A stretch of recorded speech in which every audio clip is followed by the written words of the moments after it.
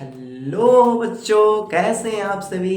आशा करता हूँ कि सभी अच्छे होंगे, मस्त होंगे और अच्छे से पढ़ाई कर रहे होंगे, है ना। तो चलिए इसी के साथ आप लोगों के सामने हिंदी ग्रामर का एक बहुत ही ज़्यादा, जिसमें सर्वाधिक सर्वाधिक बार बार पूछे जाने वाले सवाल केवल और केवल उस टॉपिक से आए हैं। तो चलिए आज से हिंदी ग्रामर शुरू करते हैं। और हिंदी ग्रामर में जो हम लोग अध्ययन करेंगे, सबसे पहला टॉपिक बच्चों वह है वर्ण विचार। तो वर्ण विचार क्या होता है उसके बारे में सुनिएगा बच्चों, ठीक है। तो देखिए यहाँ पर हमारा है सबसे पहला टॉपिक हिंदी ग्रामर का। हिंदी ग्रामर आखिरकार व्याकरण किसे कहते हैं, व्याकरण क्या होता है, व्याकरण का मतलब क्या होता है बच्चों, व्याकरण किसे कहते हैं। तो मैं व्याकरण के बारे में मैं बता दूं तो व्याकरण क्या है। व्याकरण वह शास्त्र है, व्याकरण व्याकरण वह शास्त्र है, वह शास्त्र है जिसके माध्यम से जिसके माध्यम से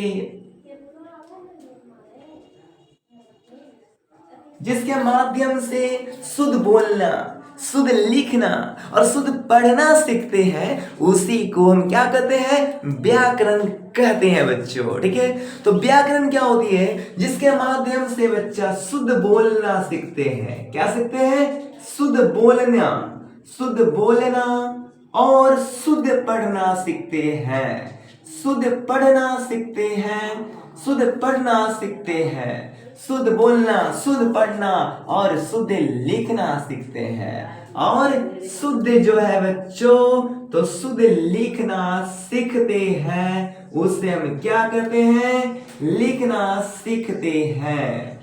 तो उसे क्या कहते हैं बच्चों, उसे व्याकरण कहते हैं बुआ, ठीक है। एक छोटी सी बेस था हमारा, लेकिन आखिरकार यहाँ से सवाल आते हैं, बिल्कुल नहीं आते हैं सवाल, आते हैं सबसे बहुत ही अच्छा शानदार वो टॉपिक है वर्ण विचार।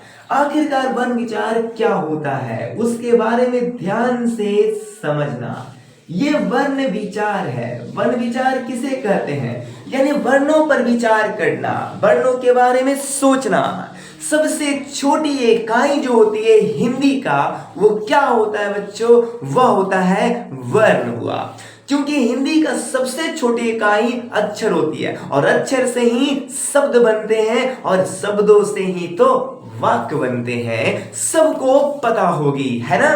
तो यहां पर देखो बच्चों, हमारा क्या है, वर्ण है। तो वर्ण क्या होती है, तो वो वर्ण किसे कहते हैं बुआ, यहां पर समझना वर्ण क्या होती है। तो वर्ण बोलती है वह छोटी से छोटी ध्वनि, वह छोटी से छोटी ध्वनि, वह छोटी से छोटी ध्वनि, वह छोटी से छोटी ध्वनि जिसके टुकड़े नहीं किए जा सकते हैं। ध्वनि, अरे जिसके टुकड़े नहीं किए जा सकते हैं, जिसके टुकड़े नहीं किए जा सकते हैं, नहीं किए जा सकते हैं, उसे क्या कहते हैं बच्चों, उसे वर्ण कहते हैं। यानी कि वर्ण क्या होता है, तो वर्ण कहने का मतलब होता है कि वह जिसका खंड या टुकड़ा ना हो, यानी वर्ण कहता है कि है किसी में हिम्मत तो मेरा टुकड़ा करके दिखाओ। तो बच्चे जिसका टुकड़ा नहीं होता है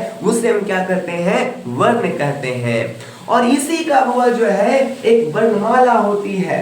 तो वर्णमाला क्या होता है बच्चों, तो वर्णमाला के बारे में यदि मैं बताऊं आपको, तो वर्णों के समूह को ही क्या कहते हैं, वर्णमाला कहते हैं। वर्णों के समूह को हम क्या कहते हैं, वर्णमाला कहते हैं, वर्णों के समूह। तो वर्णों के समूह को क्या कहते हैं, वर्णों के समूह को वर्णमाला कहते हैं। और इसकी संख्या कितनी है बच्चों, तो इसकी संख्या कितनी है, तो मैं बता दूं आपको बुआ, इसकी संख्या जो है वर्णमाला की वो कितनी है, वो 52 है बच्चों। कितनी है, 52 है।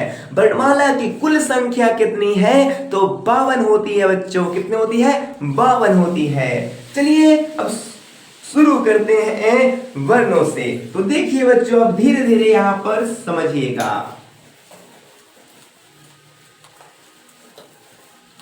तो हमारा क्या है वर्ण। तो हम लोगों ने सीखा वर्ण क्या होती है। तो वर्ण वह छोटी से छोटी ध्वनि है जिसका न तो खंड किया जा सकता है और न ही टुकड़ा किया जा सकता है। रियल में वही वर्ण कहलाती है। वर्ण को हम क्या बोलते हैं, एक अक्षर कहा जाता है। अक्षर क्या होती है बच्चों, हिंदी का सबसे छोटी इकाई जो होती है ना, जिसका प्रयोग हम बच्चा शब्द बनाने में, उच्चारण करने में करते हैं, उसी को हम क्या कहते हैं, एक वर्ण कहते हैं। क्या कहते हैं, एक वर्ण कहते हैं। तो वर्ण हमारा क्या होती है आपको पता चल गया बच्चा, ठीक है जी। और ये वर्णों की संख्या कितनी है, तो वर्णों की यदि मैं संख्या देखूं तो केवल वर्णों की संख्या कितनी है हुआ, तो वर्णों की जो संख्या है वो कितनी है बच्चों, याद रखना है 44 है। कितना है, 44 है। देखिए बुआ, वर्ण कितने प्रकार के होते हैं। रियल में देखा जाए वर्ण कितने प्रकार के होते हैं, तो वर्ण जो होते हैं वो 2 होते हैं बुआ। कितने होते हैं, 2 होते हैं बच्चा। तो वर्ण कितने होते हैं बुआ, तो वर्ण के प्रकार कितने होते हैं, तो वर्ण के प्रकार की यदि मैं बात करूं तो वर्ण के प्रकार 2 होते हैं। कितने होते हैं बच्चों, 2 होते हैं। कौन कौन सा, एक होती है स्वर वर्ण और एक होता है व्यंजन वर्ण। स्वर वर्ण किसे कहते हैं, यानी सिंपल सी बात है बच्चा, स्वर वर्ण कहता है कि हमें किसी की सहायता की आवश्यकता नहीं होगा, क्योंकि हमारा उच्चारण करने के लिए किसी की आवश्यकता ही नहीं पड़ती है, उसी को कहते हैं स्वर वर्ण बच्चा। स्वर वर्ण क्या होती है, जिसका उच्चारण करने के लिए किसी दूसरे वर्ण की आवश्यकता नहीं होता है, उसी को क्या कहते हैं, स्वर वर्ण कहते हैं बच्चा। तो स्वर वर्ण क्या होती है, वह वे वर्ण जिसका उच्चारण करने के लिए कोई अन्य वर्णों की आवश्यकता नहीं होती है, कोई अन्य वर्णों की आवश्यकता नहीं होती है, कोई अन्य वर्णों की आवश्यकता क्या बच्चा नहीं होती है। तो कोई अन्य वर्णों की आवश्यकता नहीं होती है, उसे क्या कहते हैं, स्वर वर्ण कहते हैं। लेकिन व्यंजन वर्ण किसे कहते हैं, ये तो बोलता है भैया कि हमें तो ए बड़का भैया स्वर तुम्हारा तो आवश्यकता पड़ेगा। यानी इसकी परिभाषा क्या हो गया कि जिन वर्णों का उच्चारण करने के लिए स्वरों की सहायता ली जाती है उसे हम क्या कहते हैं, व्यंजन वर्ण कहते हैं। यानी कि स्वरों के बिना अधूरा है बच्चा, स्वरों की सहायता लेनी पड़ती है इसे, और इसी को हम क्या कहते हैं, व्यंजन वर्ण कहते हैं। क्या बोलते हैं बच्चों, व्यंजन वर्ण कहते हैं। क्या बोलते हैं रे, व्यंजन वर्ण कहते हैं। ठीक है, अब यहां पर देखिए आगे बच्चा हमारा, तो बताओ वर्ण कितने होते हैं, तो वर्ण 2 प्रकार के होते हैं। कौन कौन से होते हैं, एक होता है व्यंजन और एक होती है स्वर। अब स्वर का भी वो प्रकार होते हैं। अब स्वर किसे कहते हैं बच्चों, सिंपल सी बात है, स्वर लिखकर डैश देना और लिखना जिन वर्णों का उच्चारण करते समय, जिन वर्णों का उच्चारण करने के लिए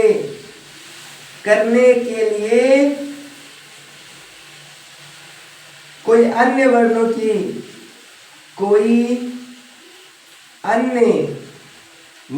की सहायता नहीं लेनी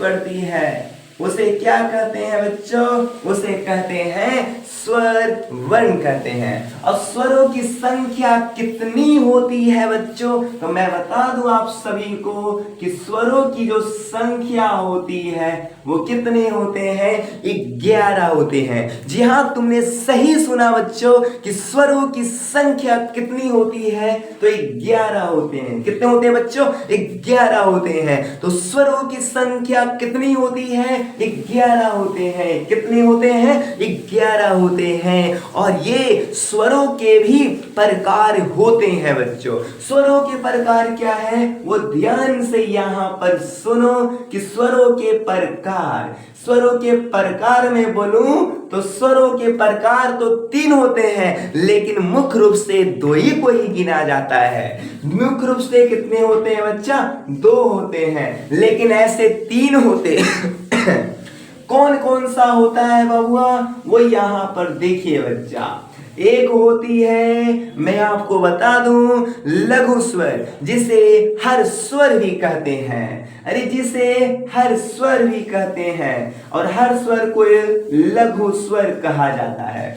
एक होती है दीर्घ स्वर बच्चों, एक होता है दीर्घ स्वर, और एक मैं बताऊं जिसे गिना नहीं जाता है, लेकिन यदि आपके एग्जाम में यदि पूछ दिया जाए तो एक और होता है जिसका नाम है प्लुत स्वर बच्चों।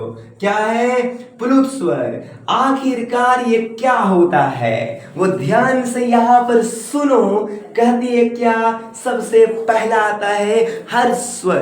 अब यह हर स्वर क्या होता है? हर स्वर यदि मैं बोलूं बच्चों तो हर स्वर, जिन स्वरों का उच्चारण करते समय कम समय लगता है उसे कहते हैं हर स्वर। क्या कहते हैं? हर स्वर कहते हैं। यानी इसका एक और नाम क्या है? लघु स्वर है बच्चा। क्या है जी? लघु स्वर है। यानी जिन वर्णों का उच्चारण करने के लिए कम समय की आवश्यकता होती है, अरे कम समय लगता है, कम समय लगता है, कम समय लगता है, उसे को हम क्या कहते हैं? हर स्वर कहते हैं। क्या कहते हैं बच्चों? हर स्वर कहते हैं। तो जिन वर्णों की उच्चारण करते समय कम समय लगती है, क्या लगती है? अरे बच्चा कम समय लगता है, उसे हम कहते हैं लघु स्वर। दीर्घ स्वर क्या होती है? जिन वर्णों, जिन स्वरों का उच्चारण करते समय यानी कि बोलते समय ज्यादा समय लगे। क्या लगे बच्चों? ज्यादा समय लगती है, हर स्वर की अपेक्षा ज्यादा समय लगती है, तो उसे क्या कहते हैं? उसे हम कहते हैं, जब बोलते समय ज्यादा समय लगती है, जब उच्चारण करते समय ज्यादा समय लगती है, तो उसे क्या कहते हैं बच्चों? उसे कहते हैं हम लोग दीर्घ स्वर। क्या कहते हैं? दीर्घ स्वर कहते हैं। लेकिन ये प्लुत स्वर क्या होता है? जिसमें वैसे स्वर बच्चा जो है, वैसे वर्ण हुआ जो है, वैसे शब्द बच्चा जिसको बोलने के लिए हमें सबसे लंबा समय लगे। जैसे बोलो ओम में क्या लगा? सबसे लंबा समय लगा ना, तो बच्चा ये हमारा हो गया प्लुत स्वर। क्या हो गया? प्लुत स्वर हो गया। लेकिन मुख्य रूप से तो हमारा 2 ही होते हैं ना। कौन कौन सा होता है? एक होता है हर स्वर, दूसरा होता है दीर्घ स्वर। एक होता है हर स्वर, दूसरा होता है दीर्घ स्वर होती है बच्चे। क्या होता है? हर स्वर दीर्घ स्वर, हर स्वर दीर्घ स्वर होते हैं। हर स्वर क्या होती है? जिसका उच्चारण करने के लिए कम समय लगता है, जिसका उच्चारण करने के लिए ज्यादा समय लगता है, उसे क्या कहते हैं? दीर्घ स्वर कहते हैं। हर स्वर की संख्या कितनी है? हर स्वर की संख्या 4 होते हैं, और दीर्घ स्वर की संख्या कितनी है? तो 7 होते हैं। हर स्वर में हर स्वर की संख्या कितनी है बच्चों? तो हर स्वर की संख्या 4 होते हैं, और दीर्घ स्वर की संख्या 7 होते हैं बुआ। कौन कौन सा होता है? तो बचपन में तुम पढ़ा होगा आ, क्या बच्चा? आ, ई, ऊ, और एक होता है री बच्चों। आ, ई, ऊ, री। तो आप सभी मुझे ये बताना बच्चों कि जो हर स्वर है वो कितने हैं? कमेंट में बताना। 4 होते हैं, और हर स्वरों की संख्या कितनी? 4। कौन कौन सा है यह बताने का प्रयास करो। आ, ई उ री, आ ई उ री, आ ई उ री बच्चा। ये बहुत इंपॉर्टेंट है बच्चा, ठीक है जी। और इसी को हम बोलते हैं मूल स्वर। रियल स्वर किसे कहते हैं? यही चार होते हैं। यानी आ ई उ री को हम क्या कहते हैं? इसे मूल स्वर भी कहते हैं। क्या कहते हैं बच्चों? मूल स्वर भी कहते हैं। और दीर्घ स्वर कौन होते हैं बच्चा? तो यहाँ पर देखना, दीर्घ स्वर की यदि मैं बात करूं तो दीर्घ स्वर की संख्या कितनी है? 7 होते हैं बच्चा। और कौन कौन सा है वो देखो बउआ। आ ई उ ए ओ आओ। देख रहा है ना रे कितना समय लग रहा है कि नहीं? आ ई उ ए ओ आओ। तो बताओ बच्चों यहाँ पे तो दीर्घ स्वर में ज्यादा समय लग रही है कि नहीं लग रहा है? मुझे ये बताना, ज्यादा समय लग रहा है ना? बिल्कुल लग रहा है बच्चों, बिल्कुल लग रही है। तो चलिए इसी के साथ बुआ जो है आगे चलते हैं। तो बताओ बच्चों, यदि आपसे पूछे कि बताइए मूल स्वरों की संख्या कितनी है? 4 है। दीर्घ स्वरों की संख्या कितनी है? 7 है। स्वरों की संख्या कितनी है? 11 है। कौन कौन सा है? आ ई उ ए ओ सॉरी, आ ई उ री, छूट गया था री ए ओ आओ। तो बताओ बच्चे कितना हो गया? 11 हो गया ना हमारा। कितना हुआ बच्चा? 11 हो गया। अब चलते हैं आगे, और आगे ध्यान से यहाँ पर सुनना बच्चा हमारा। कहते हैं आगे हमारा दीर्घ स्वर। तो बताओ बच्चा यहाँ पर स्वरों की संख्या 11। अब 2 भागों में बांट दिए। हर स्वर जिसे लघु स्वर कहते हैं, और दीर्घ स्वर जिसे क्या कहते हैं बच्चों? गुरु स्वर कहते हैं। इसका नाम एक और है, गुरु स्वर कहते हैं। दीर्घ स्वर को एक और रूप है मूल स्वर बच्चा। मूल स्वरों की संख्या 4, दीर्घ स्वरों की संख्या कितना है? 7। और हर स्वर और मूल स्वर दोनों एक है बच्चा। अब यहाँ पर देखो, यही मूल स्वरों से इस सातों का निर्माण हुआ है बच्चों, ठीक है। तो चलिए बुआ, आप लोग को आशा है कि बहुत अच्छे तरीके से यहाँ तक समझ में आया होगा। नेक्स्ट वीडियो जो है पार्ट 2 में आपको मैं बताऊंगा शानदार तरीके से। यदि वीडियो अच्छा लगा है तो जरूर इसको शेयर करना, फैला देना बच्चों। तो चलिए मिलते हैं अगले वीडियो में। शानदार, लाजवाब, हंसते रहिए, खेलते रहिए और जीवन में आगे बढ़ते रहिए और चेहरे पे मुस्कान रखिए। धन्यवाद।